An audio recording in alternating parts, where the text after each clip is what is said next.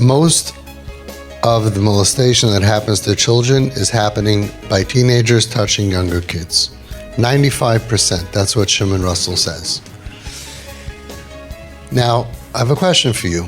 If you have a boy, who's 7, 8, 9-year-old boy, where does he meet a teenage boy? Tell me. Shul, summer camp, school, bus, all over. Because there's really no mechitza, there's nothing stopping teenage boys to hang out with little kids. At home, upstairs in the bedroom, you could share a room, you can go at night. Happens all the time. Cousins come over, teenage boys spend time with kids. Used to be even strangers in camp when I grew up. I was the little kid in camp. I was on everybody's lap. Nobody tried to touch me, by the way. It was a different world. But it used to be that kids were around teenagers and young adults, not a problem. So usually, if there's a boy, 7, 8, 9 years old, under 10, usually under 10, who is molested by a teenager or young adult, it could be from so many different sources. But the girls who are molested, 6, 7, 8, 9 years old, where do girls have access to boys who are teenagers and young adults? They don't go to shul with them.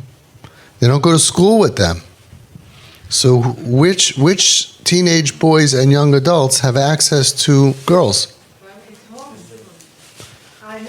Siblings. And who else? Neighbors, very, very rare that a 17-year-old boy is going to come over to your house and spend private time with a 7-year-old girl. Very rare, but could be.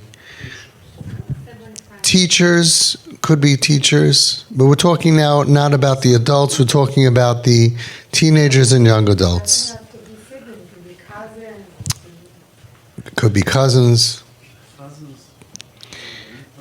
And usually it's uncles.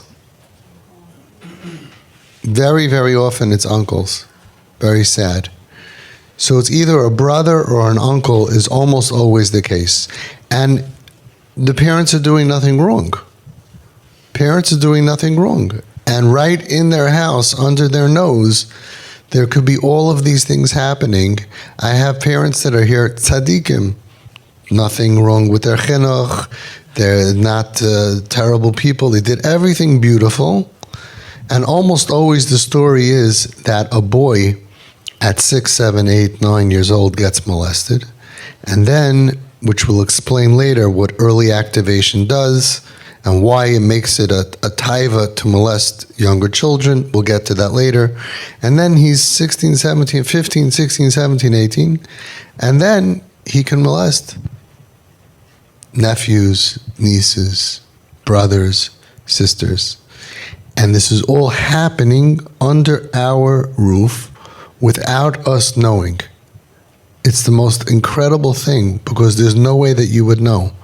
They don't tell, they don't share, the little kids don't share, and all of this could be happening, and the results are, as we're going to learn soon, there are symptoms that you could see what the results are.